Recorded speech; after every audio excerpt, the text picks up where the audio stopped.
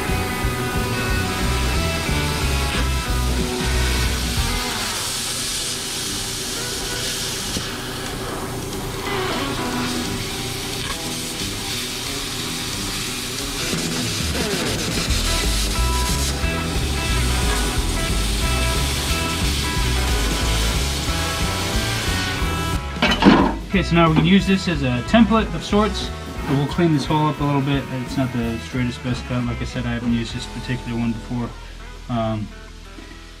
So I still got to do some finessing to figure out exactly what it likes and what it doesn't like. But it certainly, as you can see, makes it a whole lot faster than using a cutoff wheel. So we'll keep at it, and I'll show you guys every step of the way. I thought I'd show you what we've got going. So obviously I cut it out with a plasma cutter. I went behind it with a cutoff wheel and cleaned everything up so that my lines are nice and straight and I can start making a template. So obviously if I was wanting to do a big section of this floor, that would be one thing, right? I could go through, you could even do this whole floor if you wanted to. You could go through and cut out all the spot welds, remove the entire floor and replace it if it was much worse. But this car is overall pretty solid. I showed you the couple spots that we have to deal with, and by percentage that's not that significant of an area, so it's worth saving this floor to me anyways. Plus, if you start hacking and chopping out everything of the original car, what do you really got left? So what you can see here is we got somewhat of a compound curved surface, right? It's got a curve coming up towards the front, and it's the lowest point is sort of in the middle-ish here. It's also got this curve over to this from side to side. Then you got this slight recess for the plug that goes in the floor when they drain them at the factory. And we got to somehow make a shape into this. So I started off, I just took a, the way this hole came out, it was roughly 6 inches by 4 inches. So I took a piece, cut it 6.5 by 4.5, and that's what I could start make it into shape. And what you can see is I've already started to put the curves in it, right? So you bring it up from underneath and you can sort of get a sense for how far off you are. And you can start curving it, you can start bending it with your hands to get it in the rough shape. So it's a little low in this front corner, you start pulling on that a little bit. And after a while you can sort of work it into the same rough shape. So what I like to do is get it into the same rough profile so that I have an idea of how the piece is going to fit, and then I'll worry about trimming it down to the exact size. Now there's a whole bunch of ways you can do this. It's really up to your personal preference and comfort level, right? So you could get a flange tool, right, and it'll come along here and punch like this flange in, and then you can have an overlapping weld. You could even punch some holes in this and then spot weld it to the top here. If that's what you wanted to do. You could get some metal magnets and welding magnets for fabrication. You could hold that piece in that rough position from the bottom, and you could take a cutoff wheel and you could cut along both pieces of metal, because at the end of the day what you want to weld two pieces of metal together is roughly about the same thickness of gap as a cutoff wheel. So you could come along here, cut along all these sides. My kid's yelling in the background.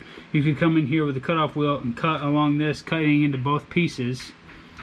Then the profiles match as long as you're careful, and you've already got the gap you need to set up the weld. So, and then they make body clamps for welding that you could hold it in place while you started to tack weld and work it in. Now it's a small piece, so you're going to have to use small sections of weld, because you put a ton of heat in it, it's going to warp.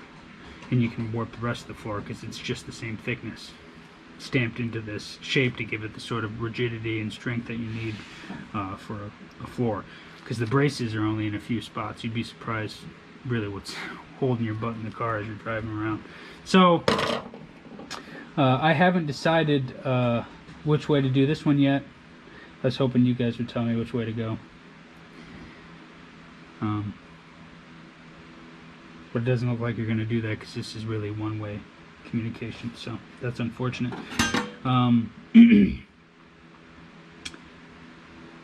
If you put it up here from the bottom, I'll just run you guys through my process. Put it up here from the bottom, you trace it out, rough shape what you got to cut. If you are not careful, you can mess it up and you end up with a piece that's too small. You got to start over.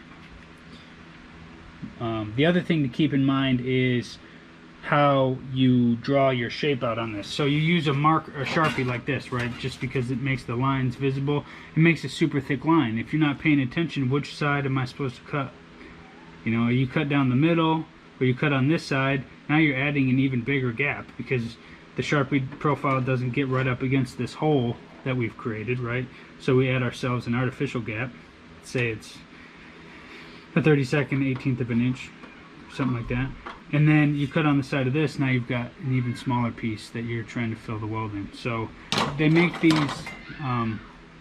special pens. It's like a graphite. Makes a nice little noise when you draw on it. And you can use these. It uses a tapered edge on it, so you can see you can get up closer to things, and you can mark out the rough shape of what you want to do with it. It's kind of like a pencil. It rubs off a little bit, but not a ton. You can still generally see that I marked it there, but if you got a piece that's kind of scratched up like this, you could lose track. So that's why I start off with this Sharpie to get me the rough edges, figure out what kind of shape I need to make, and then I can start working it through. So if you're paranoid and this is the first time you've ever done it, one way you could do this is you take a pair of metal shears like this. They make left, straight, and right bending shears. You can start cutting this into the shape you want. And what I would do if I was nervous about doing it is I would start cutting along the edges, right? I'd get this edge to match, and I'd hold that into the rough place. You could even use these existing edges and only cut two sides if you wanted to. And you could start cutting it into the shape that you need. Just again, like I said, keep in mind that you want a tiny bit of a gap when you're welding, so that you have something to fill and to penetrate with the heat and the wire from the welding gun. So So since I've got time and this is a small piece, I'll show you guys how to do it this way, so that if this is the first time you're doing something like this, you can do it a little bit slower. And cutoff wheel is kind of fast. You got to be careful. It takes time to get proficient enough with the cutoff wheel to cut a straight line, or to cut a funny shape, or to even cut down a straight line without messing it up. So I'll show you guys one way to do this. So like I said, you can line it up conveniently with existing edges, as long as you had straight lines to begin with, right? So look, see, our sort of work is halfway done for us here, because we've already got these 2 lines set up. Now you can hold it from up top, you can hold it from the bottom. I like to hold it from the bottom just because then I can sort of see what I'm doing, right? I can't see underneath the plate because it's larger than my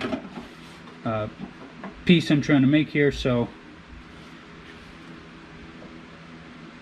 if I hold it from the bottom like this, you can see I can sort of get a rough idea for where I need to start cutting stuff. So it looks like I messed up a little bit on my line here. It's not exactly straight. It starts to come back in. That's okay.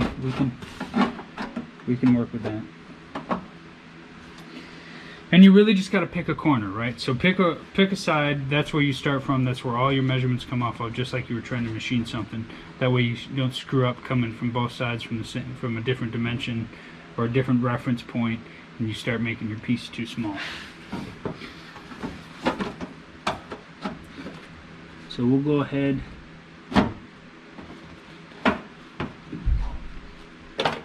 and start making our shape here. So I need to cut this corner off over here.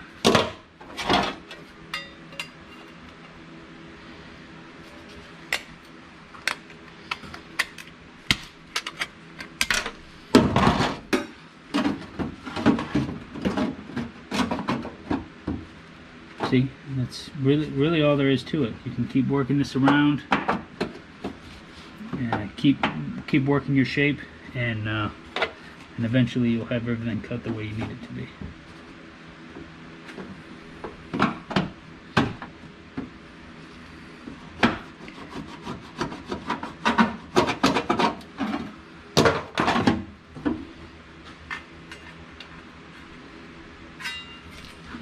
Like I said, take your time. It's better to walk up on your cuts, so to speak. So cut a little bit outside your reference line, because you can always come back and cut a little bit more. But I can't glue back more on with my scissors.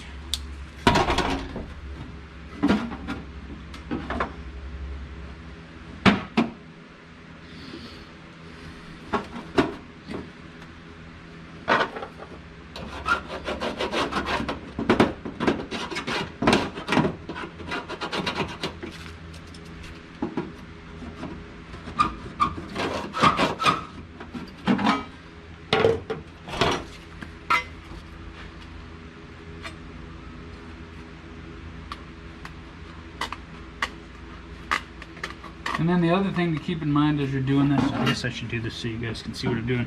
The other thing to keep in mind is as you cut it with these shears, it's going to shape the panel a little bit. That's okay with a small piece like this. You know, we're not trying to make a perfectly round shape. We're trying to make a piece of floor that once we get it welded in here and smoothed out, hopefully you'll never know it's there.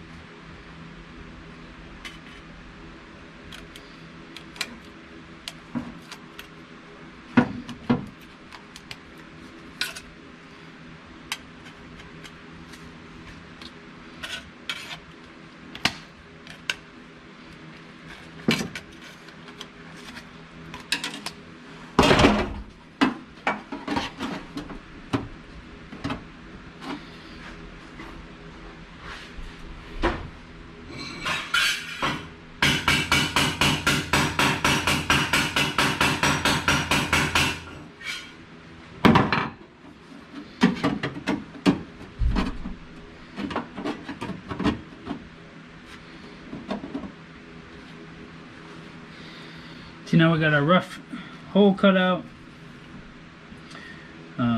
You could dimple it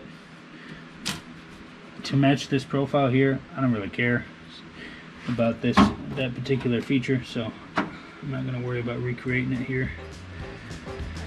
And then we're ready to start welding this thing in.